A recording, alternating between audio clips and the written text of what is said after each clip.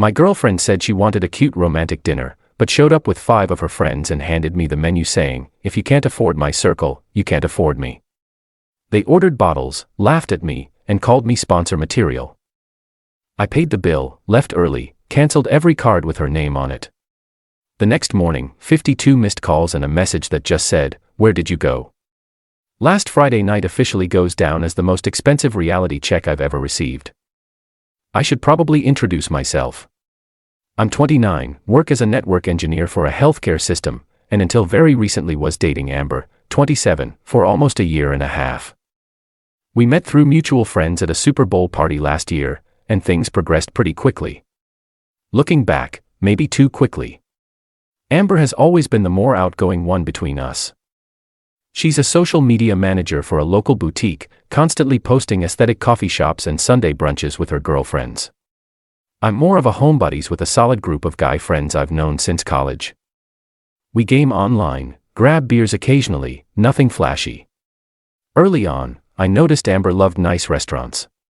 She'd always suggest these trendy places where the menu has no prices and the portions look like modern art installations. I didn't mind splurging for special occasions, but I also introduced her to some amazing local spots where you don't need to take out alone for dinner. She'd enjoy them, but always make comments like, "This is such a cute little hidden gem," in a tone that somehow made it sound like she was slumming it. I should have seen the red flags, like how she'd forget her wallet on dates, or how she'd order the most expensive wine without consulting me. Or the time she asked for my credit card information for an emergency 3 months into dating, but I was into her. She was beautiful, charismatic, and somehow chose to spend time with a regular guy like me. Despite dating for over a year, we never moved in together. I have my own condo that I bought before meeting her, and she shares an apartment with a roommate. She did have a key to my place though.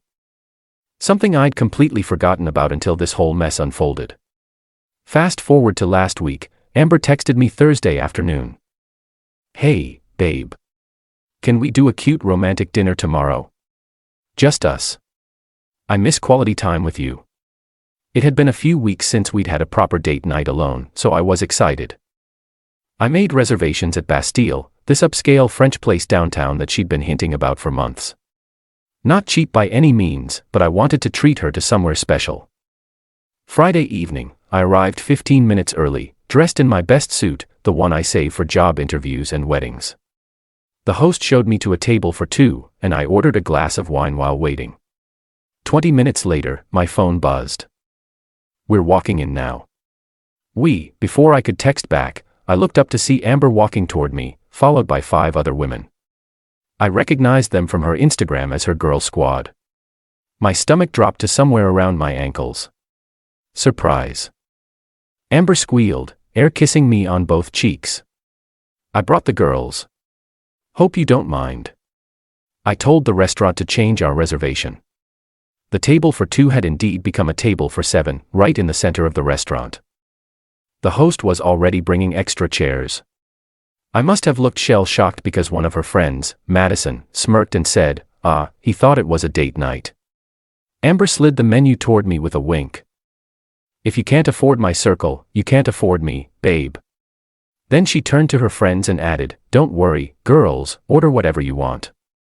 Eric's got this." I just sat there trying to process what was happening as these 6 women settled in, immediately ordering cocktails and discussing appetizers. My romantic dinner for 2 had turned into me hosting a girls' night out that I never agreed to.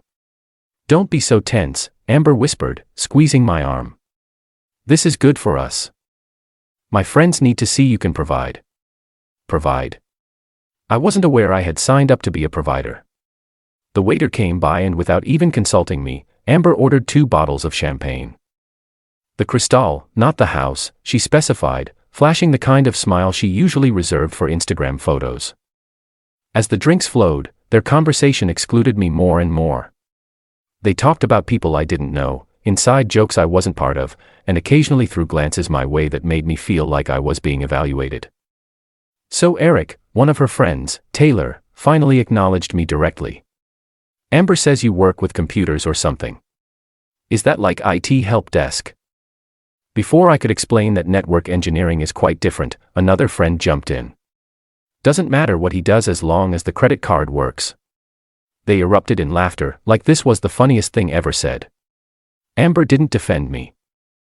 She just smiled and sipped her champagne, then added, "He's good sponsor material, stable job, owns his condo, no annoying roommates to deal with."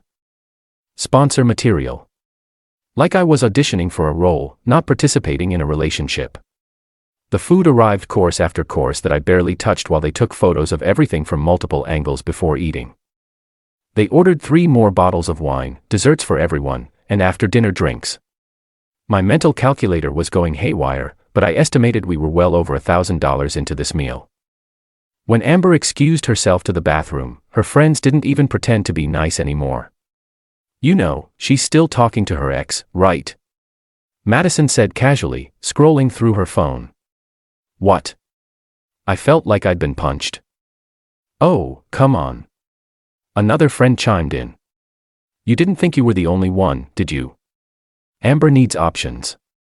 She's just keeping you around until Derek figures out his situation." Taylor added. "Don't get too comfortable. Derek, her toxic ex she claimed to have completely cut off 6 months ago." I sat there staring at my untouched steak, now cold. Every laugh, every inside joke, every dismissive glance suddenly made sense. I wasn't a boyfriend having dinner with his girlfriend and her friends. I was the entertainment, the joke, the walking credit card. When the check came, Amber didn't even pretend to reach for it. The total was $1,763.42. I silently handed over my credit card while her friends debated whether they should order coffees to go. "This is what big boys do," Amber whispered, patting my hand condescendingly. "They take care of their women and their women's needs."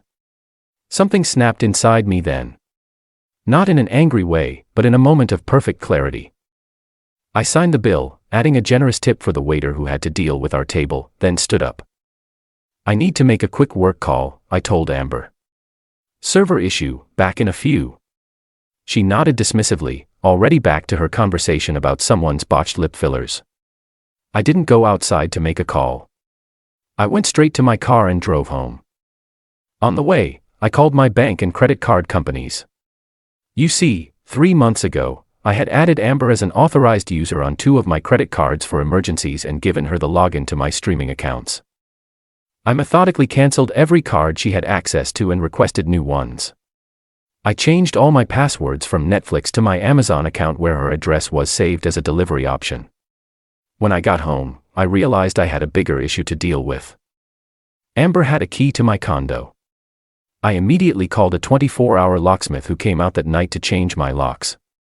Cost me $320 for the emergency service, but worth every penny for the peace of mind. I also texted my neighbor, Jim, who's on the condo board, warning him that Amber and I had broken up and she might try to cause trouble. After handling the immediate security concerns, I turned off my phone and slept better than I had in months. The next morning, I turned my phone back on to find 52 missed calls. 43 from Amber, the rest from unknown numbers I assumed were friends. There were 96 text messages, most variations of "Where are you" and "Answer your phone" and "WTF Eric." The last message from Amber simply said, "Where did you go?" I took a deep breath and texted back home where I should have been all along. Then I blocked her number, but the saga wasn't over. Apparently, after I left, Amber and friends had tried to order more drinks only to discover my card had been canceled. According to a mutual friend who called me later that day, they had to scramble to cover the additional charges. With Amber loudly proclaiming, I must have insufficient funds because I was actually broke. By Sunday afternoon, Amber had created an alternate Instagram account to message me since I'd blocked her number. The message was a masterpiece of manipulation. "I can't believe you embarrassed me like that in front of my friends. You know how important appearances are in my industry. It was one dinner, Eric. If you can't handle a simple dinner bill, how are you going to handle a future together? Real men don't walk out. Real men don't cancel cards without warning. That was childish and petty. I thought you were different. I thought you valued me." I didn't respond, but I did screenshot it. On Sunday night, I got a text from Jim that Amber had shown up at our building claiming she'd lost her key and needed to get into my unit. Thankfully, he remembered my warning and told her I wasn't home. When she insisted she just needed to grab some things, he firmly told her she needed to contact me directly. According to Jim, she caused quite a scene in the lobby before finally leaving. Monday morning brought the inevitable meltdown when she realized she no longer had access to any of my accounts. I discovered this because she showed up at my workplace during lunch. Security called up saying a woman was insisting she needed to see me regarding an urgent family emergency. I went down to find Amber in full damage control mode, tears perfectly streaming down her face without disturbing her makeup. "How could you do this to me?" she demanded before I even reached her. "I tried to order Uber Eats last night and my card was declined." "My card? It wasn't your card," I pointed out calmly. "It was my card that you had permission to use. Permission that I've revoked. You can't just cut me off like that. What about all my subscriptions? My Spotify, my HBO, my Amazon orders?" I almost laughed. "Those are your subscriptions, Amber. They should be on your accounts, paid for with your money. I had plans for us," she said, her voice rising. People in the lobby were starting to stare. "I was going to move into your condo this summer. We talked about this." We had definitely never talked about her moving in. Not once. "Please leave," I said quietly, "or security will escort you out."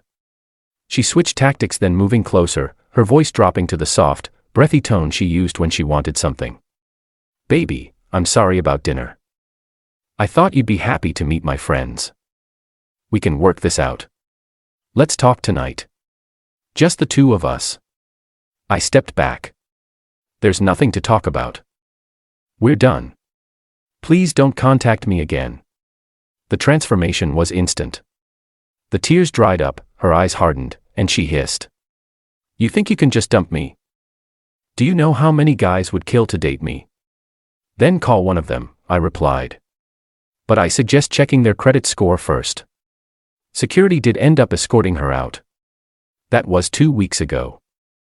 Since then, I've received dozens of messages from her friends calling me cheap, broke, insecure, and worse. Amber has apparently told everyone I abandoned her with an unpaid bill because I couldn't afford it. Conveniently, leaving out the part where I had already paid nearly $2,000. Our mutual friends are divided. Some think I overreacted just to dinner, while others, particularly those who have witnessed Amber's spending habits firsthand, have quietly reached out to say they understand. She tried to get into my building twice more after that initial attempt. The first time she told the daytime doorman she was delivering a package. The second time she claimed to be my sister who needed to feed my cat. I don't have a cat. After that second attempt, my building management added her photo to their do not admit list. Last night, I received a final message from an unknown number. "Obviously, Amber, you'll regret treating me this way. Good luck finding someone else who would even look at you." Maybe she's right.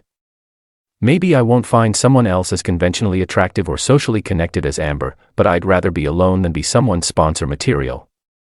The funny thing is that dinner at Bastille cost me exactly $1,763 or 42.